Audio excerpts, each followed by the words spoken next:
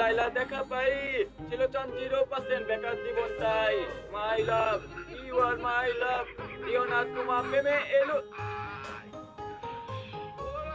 এতদিন এতদিন আচ্ছা চুপ থাকি সবাই কথা বলেন কেন এতদিন ভাবছি কবে লাইলা দেখা পাই কাম সেরা ফেলেছেন ভাই আপনি কাম সেরা ফেলেছেন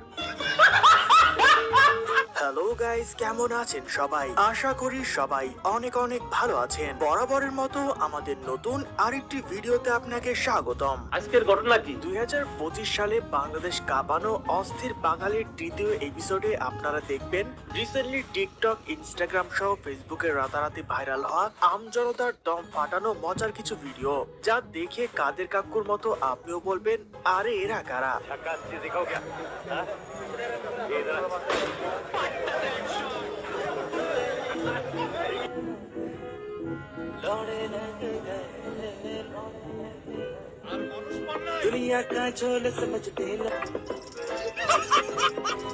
আমার স্বামী মারা গেছে, কষ্ট লাগতেছে আপনার কেন? আপনি কি মনে মনে আমার জামাইরে ভালোবাসছেন? আমার জামাইয়ের সাথে ঘুমাইতে চেয়েছেন? মুখটা খারাপ করেন না, বুঝেন নাই? আপনি কি আমার জামাইয়ের সাথে শুইতে চেয়েছেন? কেন আমার জামাই মারা গেছে আপনার এত চুলতেছে কেন? আমার মতো থার্ড ক্লাস বেড়া দৌড়ের না মায়াগুলো এইসব বুঝবে না, বুঝেন না?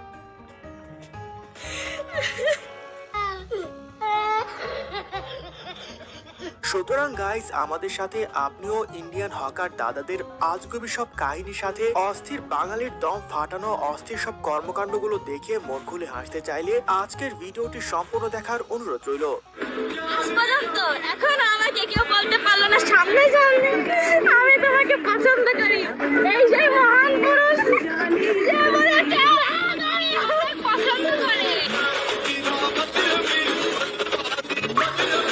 এই সময় কম, শুরু করো। সো গাইস, শুরুতেই দেখবেন স্কুলের দপ্তরের সাথে ক্লাস 6 এর ছাত্রীর লাইলা মজনুর প্রেম কাহিনী, যা দেখে সিঙ্গেলরা কমায় চলে যাবেন। এখানে স্কুল ছাত্রীরা বিয়ে করছে সেই স্কুলের দপ্তরি। বয়স কত কাকার? 62। আপনার বয়স কত? 15 বছর। কি রে ভাই, চাচাই কামটা করলো কি?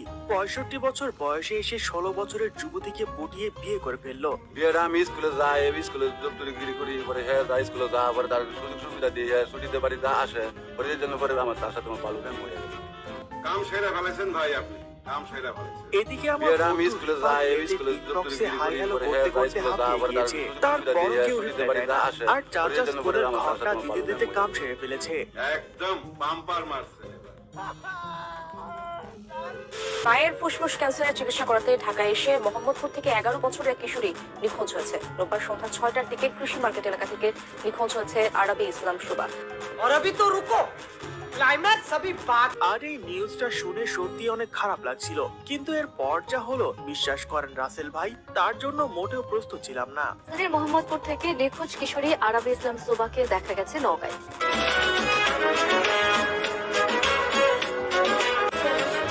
কিভাবে পরিচিত ছিল? টিকটকে টিকটকে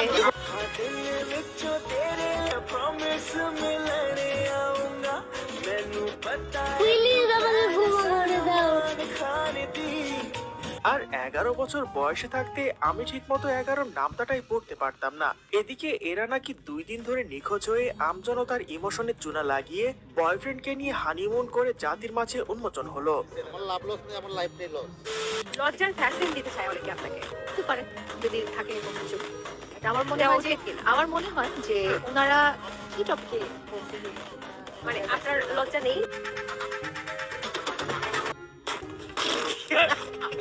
আসলে গাইস, পৃথিবীতে সবকিছুর ভ্যাকসিন আবিষ্কার হয়, কিন্তু একবার যদি লজ্জার ভ্যাকসিন বের হয় তাহলে লায়লা খালার মতো অনেক টিকটকাররাই ডাইনোসরের মতো পৃথিবী থেকে বিলুপ্ত হয়ে যেত। নিঃসন্দেহে তুই ঠিক কথা বলেছিস।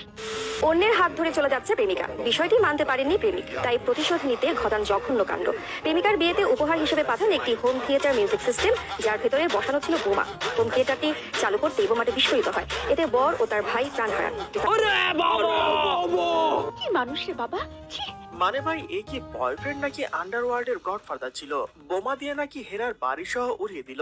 মেয়েরা এবার থেকে কোনো ছেলেকে ধোকা দেওয়ার আগে 10 বার ভাববেন, না হয় বাড়িঘর এত সাজানো দেখে বয়ফ্রেন্ড বোমা দিয়ে সবকিছু উড়িয়ে দেবে। আমার মাফ করে দে হুজুর, আমার ভুল হয়ে গেছে। যে 11 একর জায়গার মধ্যে 35,000 শিক্ষার্থী, তাদের মানসিক বিকাশের দরকার আছে না? এই ছোট জায়গায় এত শিক্ষার্থী, মতান্তরে 58,000। আপনারা জানেন জনবল যার এই সবাই আপনারা হ্যাঁ ঠিক আছে হ্যাঁ কি রে ভাই, হাসু আপা দেশ থেকে চলে যাওয়ার পর গাজার দাম কমে গেল নাকি লাকির দাম 12 টাকা হয়ে গেছে শুনে এরা এখন শুকনা খাওয়া শুরু করেছে। তাদের পিনিক যেন কোনোভাবে কাটছে না। ব্যবহার সংযত করেন কেন বে? তুই কি আমার মানে কোন ভাইয়া পাইছিস? তোর এক ভাইয়াকে তোরা গালি দিস, ও ভাইয়া কান্দাকাটি করে লাইভ অফ করে চলে যায়, তুই কি আমাকে এরকম পাইছিস বে? তোরে চিনিস কয়দিন ধরে? বিনোদন, তুই ব্যবহার সংযত করেন। তুই ক্লাস করিস না, লাইভ করতে কে কইছে? করিস না। ভাইটি তো দেখছি কমেন্ট করে আরেক বিপদে পড়ে গেল।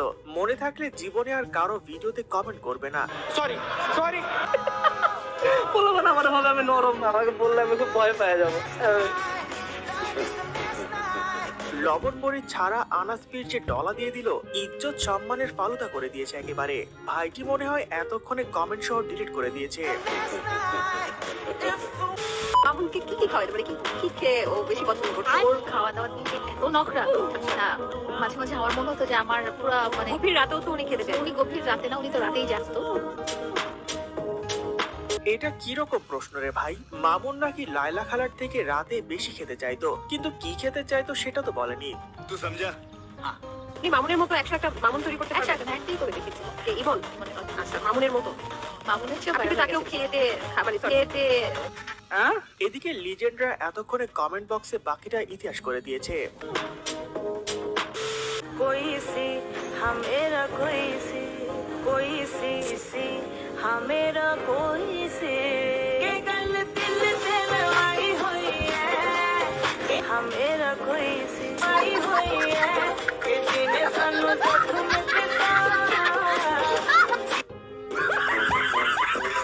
তেমন কিছু না গাইজ, মেয়ে পটানোর জন্য বন্ধু যখন নতুন জিম করতে যায় তখন বেশি ভাব নিতে গিয়ে নিজের টাম খেয়ে চলে আসে। আর আপনাদের মধ্যে প্রথম জিমে গিয়ে এমন অভিজ্ঞতা কার কার হয়েছে কমেন্টে জানাবেন। এখন কোন ক্লাস পড়ছো? আমি ইন্টার সেকেন্ড ইয়ারে। পড়াশোনা করো? কি পড়ো? পরীক্ষার আগের দিন শুধু রাত্রেবেলা পড়ি। ও 1 ঘন্টা প্রিপারেশন? ওরকমই। পাঁচটা সবে? ইনশাআল্লাহ এরকম করে তো ক্লাস 9 থেকে পার করতেছি।